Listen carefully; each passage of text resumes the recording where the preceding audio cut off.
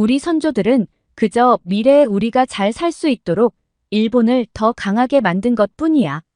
과거에는 일본이 강력한 나라였기에 힘없는 한국을 좀 괴롭힌 게 우리의 잘못은 아니잖아. 그런데 과거의 잘못 때문에 현재 우리가 이렇게 피해보는 것은 너무 억울한 일이야. 여기 일본 산산 태풍으로 초토화된 현장을 보고 일본 재난 전문 기자는 그만 망연자실하고 맙니다. 그때 어느 일본 여성들의 이야기가 들려오는데요. 여성들이 하는 이야기를 우연히 듣게 된 기자는 대부분의 일본인들의 진짜 속마음이라는 생각에 허탈해하는데요. 도대체 기자는 무슨 이야기를 들었던 것일까요? 지금 사연 바로 시작합니다. 잠깐 영상 시청 전 좋아요 한 번씩 눌러주시면 감사하겠습니다. 안녕하세요. 저는 일본에서 재난 전문 기자로 일하고 있는 아야코라고 해요. 요즘 태풍 산산 때문에 정신이 없어요. 일본에 계신 분들이라면 지금 상황이 얼마나 심각한지 이미 기사나 뉴스로 접하셨을 거예요. 그런데 저는 오늘 언론인으로서 꼭 전하고 싶은 이야기가 있어서 글을 쓰게 되었습니다. 이번 태풍 산산은 일본을 다시 한번 자연재해의 공포 속으로 몰아넣고 있어요. 태풍의 느린 속도 때문에 피해 지역이 점점 확대되고 있고 이미 많은 비를 흡수한 땅은 산사태와 홍수의 위험이 커지고 있습니다. 규슈 남부에서는 산사태로 가족이 매몰되는 안타까운 일도 있었고 부상자들도 속출하고 있어요. 여러 지역에서 대피 명령이 내려지면서 사람들은 불안에 떨고 있습니다. 솔직히 말해서 일본에서 재난이 발생할 때마다 많은 사람들이 느끼는 감정은 단순히 두려움이나 불안만이 있는 것은 아닌 것 같아요. 이번 태풍 산산이 왔을 때도 마찬가지였죠. 많은 분들이 우리가 무슨 죄를 지었길래 이런 천벌 같은 재해를 겪어야 하냐며 억울함과 분노를 터뜨리곤 합니다. 물론 산산처럼 예측하기 어려운 태풍이 느리게 지나가면서 피해가 장기화될 수 있는 재해는 누구에게나 힘든 일입니다. 재난이 닥칠 때마다 우리의 일상은 멈추고 경제활동도 위축됩니다. 사람들은 가족과 자신이 안전할지 걱정하며 밤잠을 설치고 모든 게 불확실해 보이는 그런 순간들이 계속되는 거죠. 하지만 진짜 문제는 이런 재난을 마치 과거의 잘못에 대한 벌로 여기는 사람들이 많다는 것입니다. 그도 그럴 만한 게 올해 일본에 닥친 태풍만 해도 벌써 여러 차례입니다. 올해 들어 일본은 정말로 태풍의 영향을 많이 받고 있어요. 5호 태풍 마리아, 6호 태풍 손띵, 7호 태풍 안필까지 이렇게 연달아 태풍이 일본을 강타했죠. 특히 8월 초에 일본을 강타한 마리아는 혼슈 도호쿠 지역을 관통하면서 큰 피해를 남겼습니다. 그때 많은 지역에서 홍수와 산사태가 발생했고 심지어 지진의 위험도 있었어요. 수많은 가구가 정전으로 어려움을 겪기까지 했죠. 아직 복구 작업이 한창인 상황에서 손띵과 안필이 또다시 일본을 덮쳤잖아요. 마치 일본의 국가적 재난 대응 능력을 시험하는 것 같았습니다. 그런데 이런 상황에서 또 일본은 지금까지 경험해보지 못한 10호 태풍 산산의 위력을 직격탄으로 맞고 있습니다. 산산은 지금까지 일본을 강타한 태풍들과는 차원이 다른 위력을 가지고 있어요. 크기도 크고 강도도 매우 강합니다. 특히 산산의 느린 이동 속도는 상황을 더 악화시키고 있어요. 한 지역에 머무르는 시간이 길어지면서 폭우와 강풍이 오래 지속되니 피해가 심각해질 수밖에 없죠. 그야말로 일본을 쓸어버리고 있는 중입니다.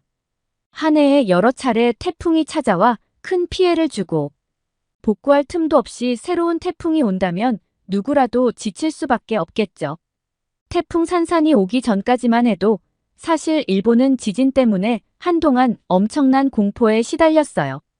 지난 8일 미야자키에서 규모 7.1의 강진이 발생한 게 시작이었죠.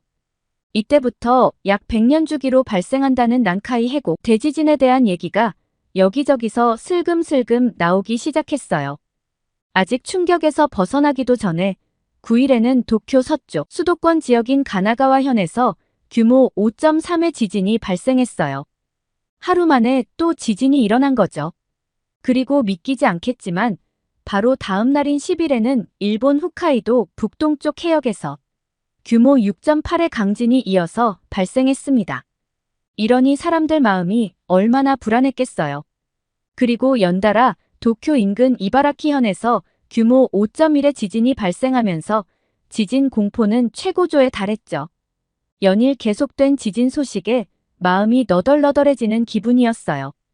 일본은 지진이 흔하게 발생하는 나라라서 크고 작은 지진이 자주 있긴 하지만 이번처럼 규모 5 이상의 강한 지진이 이렇게 짧은 기간 내에 연달아 발생하는 경우는 정말 드문 일이에요.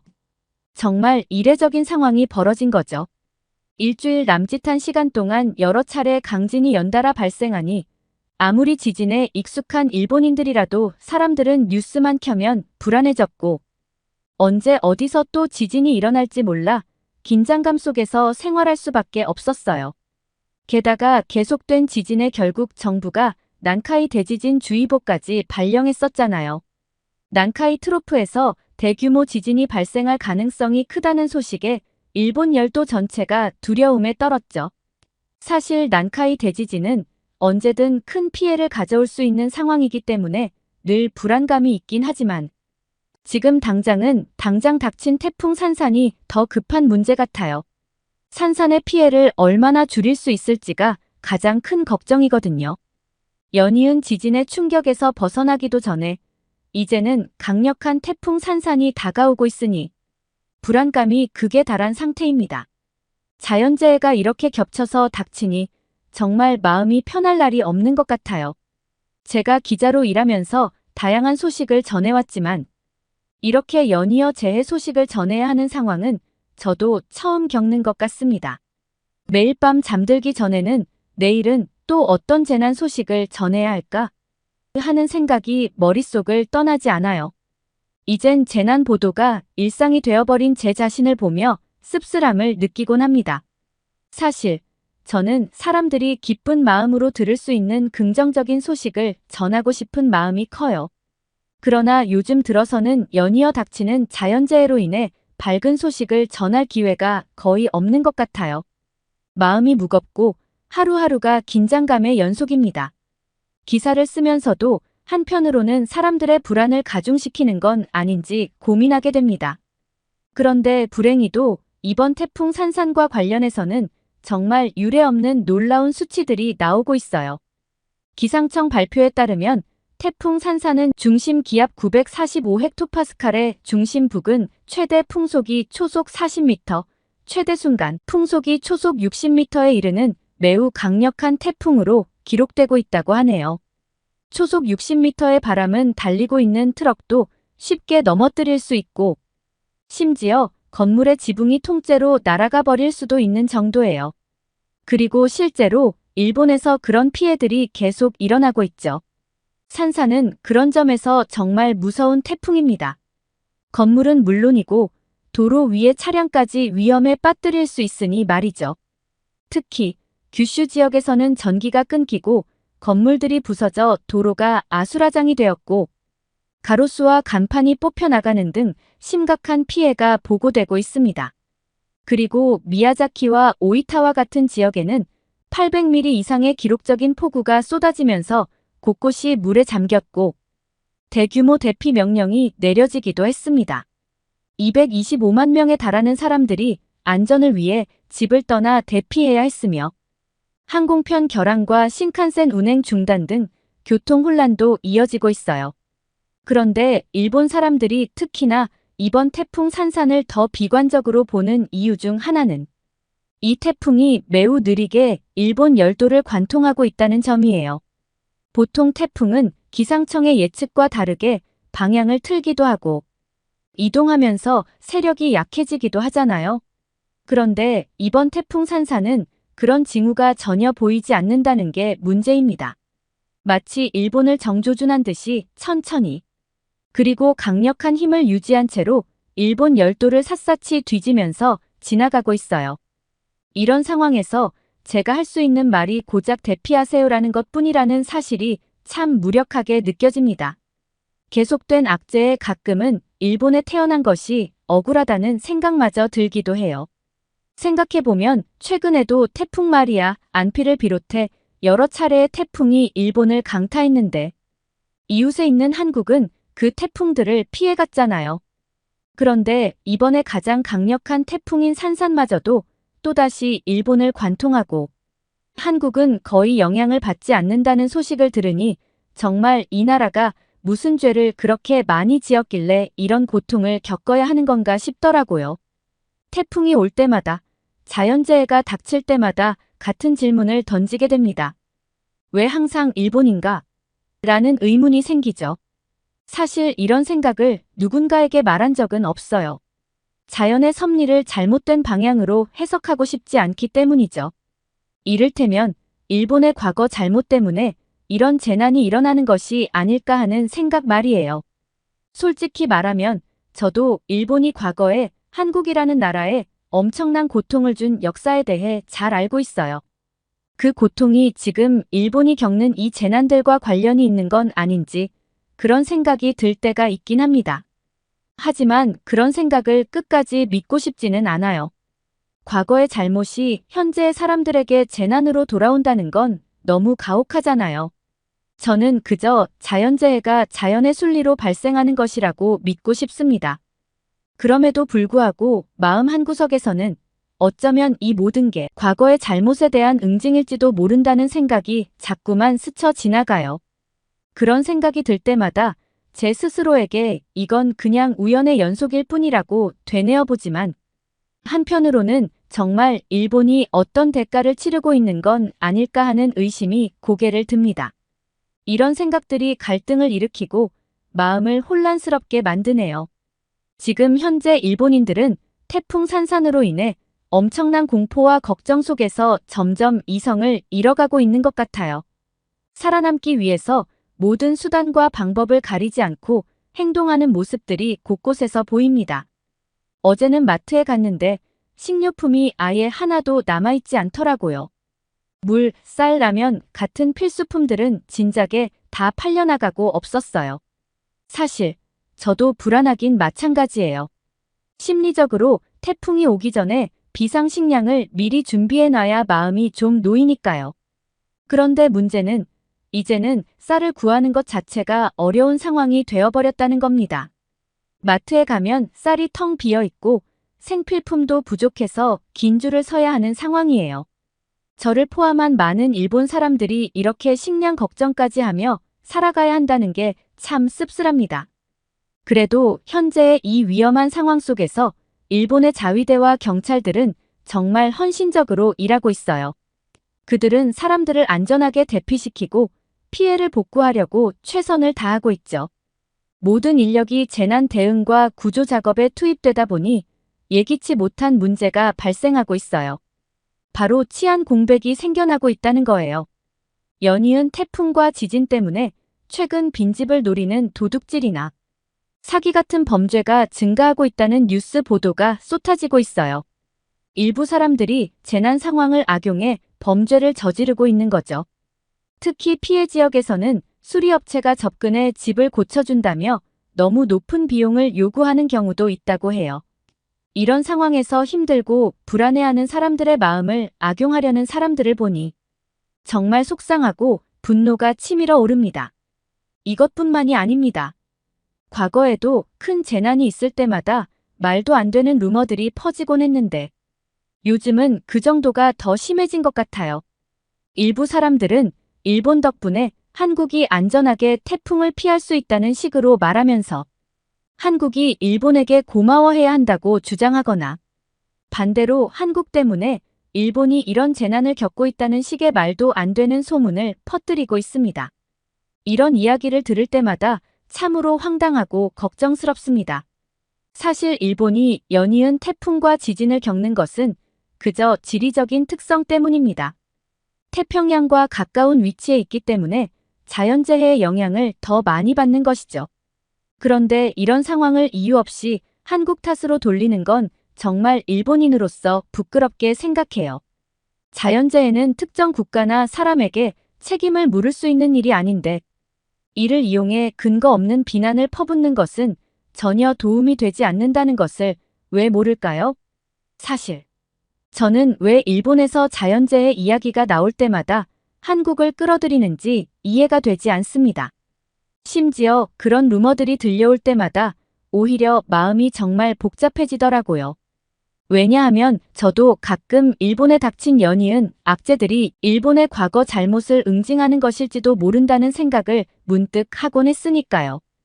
그런데 이런 상황에서 말도 안 되는 루머를 퍼뜨리는 사람들을 보고 있자니. 이러니 일본에 계속 재앙이 오는 거지. 마음을 곱게 먹어야지라는 생각이 들기까지 하더라고요. 특히 한국에 대한 근거 없는 비난과 혐오를 퍼뜨리는 사람들을 보면 마치 오지 않으려던 태풍도 일부러 일본을 찾아오고 싶어 할 것 같다는 기분이 들 때도 있습니다. 물론 제가 이런 생각을 한다는 게 지나치게 감정적인 반응이라는 걸 잘 알고 있어요. 그렇지만 매번 재난이 닥칠 때마다 이런 루머와 부정적인 태도가 나오는 걸 볼 때면 정말 씁쓸해져요.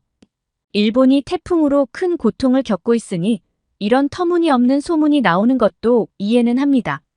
사람들의 두려움과 불안이 커질수록 이유를 찾으려는 본능이 작용하는 것 같거든요. 하지만 이런 억측이 한국에 대한 오해와 편견을 키우는 것 같아서 걱정입니다. 한국인들 입장에서는 이런 황당한 이야기를 들을 때 당황스럽고 억울할 수밖에 없겠죠. 그런 점에서 제가 대신 사과드리고 싶어요. 그런데 일본인들도 깨달아야 해요. 이렇게 한국을 끌어들이는 것이 오히려 일본 사람들이 스스로를 더 힘들게 만든다는 것을요.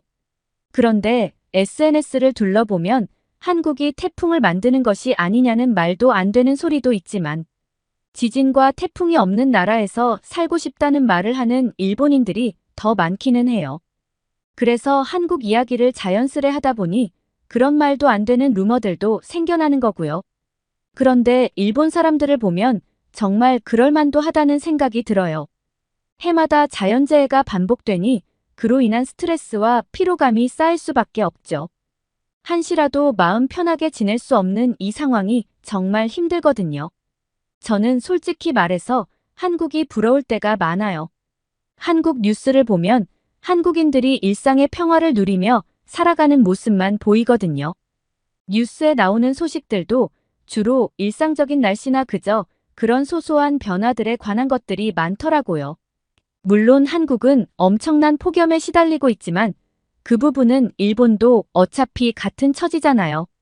한국에서는 재난에 대한 긴장감 대신 일상에서 벌어지는 작고 평범한 일들에 더 집중할 수 있는 것처럼 느껴져요. 일본에서는 언제 지진이 올지, 언제 또다시 태풍이 몰려올지 모른다는 불안 속에서 살아야 하니 그저 평범한 일상을 보내는 일이 얼마나 귀중한지를 새삼 느끼고 있어요. 자연재해를 피할 수 없는 나라에 살다 보니 그저 마음 편하게 일상에 집중할 수 있는 한국의 환경이 참 부럽다는 생각을 하게 돼요. 태풍 산사는 앞으로도 일본 열도를 관통하듯 휘몰아치며 큰 피해를 입히게 될 것 같아요. 이번 태풍을 통해 일본은 다시 한번 자연의 엄청난 힘 앞에 겸손해질 수밖에 없겠죠. 일각에서는 이번 태풍과 같은 자연재해가 난카이 대지진과도 연관이 있을 수 있다는 이야기도 나오고 있어요.